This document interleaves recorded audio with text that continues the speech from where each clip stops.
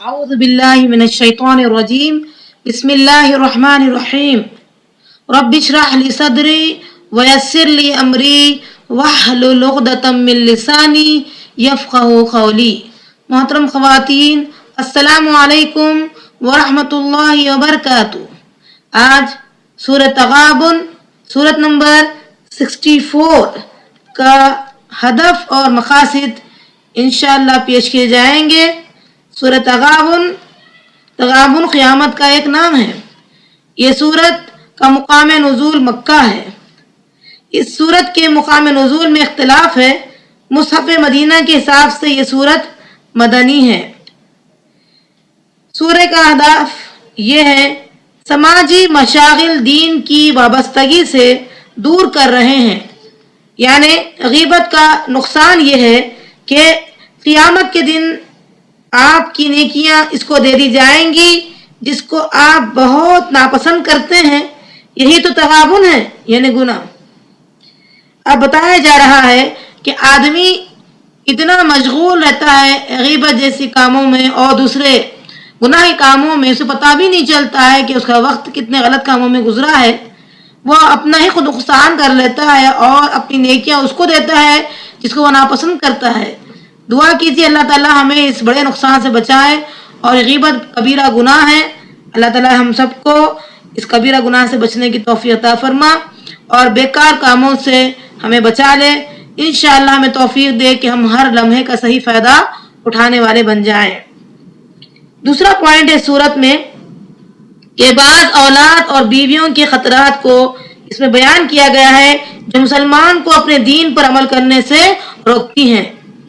اللہ تعالیٰ فرماتے ہیں آیت نمبر 14 میں، یا ایھا الذین آمنوا ان من ازواجکم واولادکم عدوا لکم فاحذروہم وَإِن تَعْفُوا وَتَصْفَحُوا وَتَغْفِرُوا فَإِنَّ اللَّهَ غَفُورٌ رَحِيمٌ، یعنی اے ایمان والو، تمہاری بعض بیویاں اور بعض بچے تمہارے دشمن ہیں، بس ان سے ہوشیار رہنا۔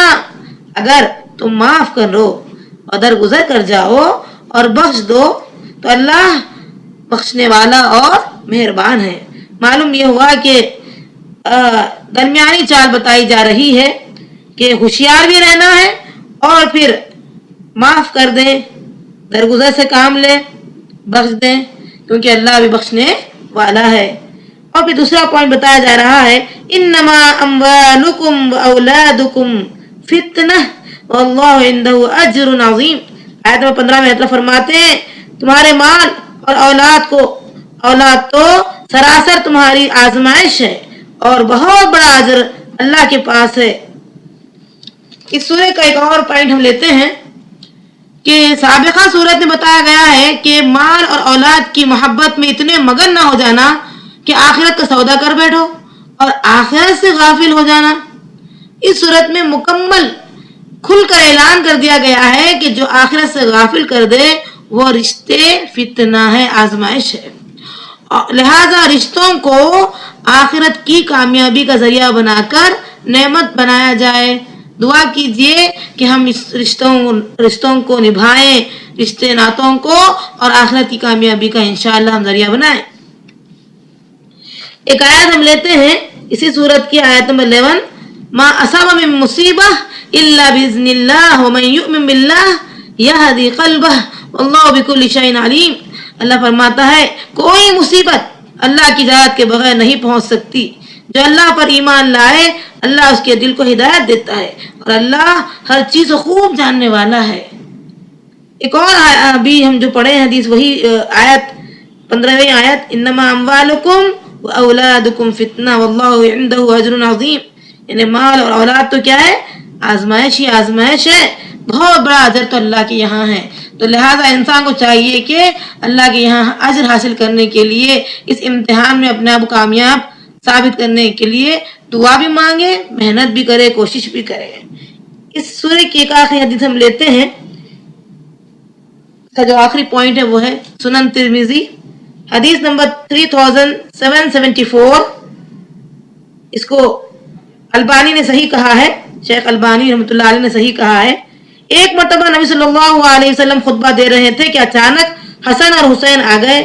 دونوں نے सुर्ख खमीस पहनी हुई थी। चलते थे तो छोटे होने की वजह से गिर जाते थे। आप सल्लल्लाहु अलैहि वसल्लम मेंबर से नीचे उतरे और दोनों को उठाकर अपने सामने बिठा लिया। फिर फरमाया, अल्लाह ताला सच फरमाता है कि तुम्हारे अमवाल और तुम्हारी औलादें फितना आजमाइश हैं। लिहाजा देखो कि जब मैंने इन्हें देखा कि गिर गिर कर चल रहे हैं तो सबर न कर सका और अपनी बात कर इन्हें उठा लिया। अल्लाह ताला हम तमाम को इन तमाम बातों को अच्छी तरह समझने की तौफीक अता फरमा। सल्लल्लाहु अला खैर खल्क़ी व अला आलिहि व सहबिहि अजमईन। अस्सलामु अलैकुम व रहमतुल्लाहि व बरकातुहू।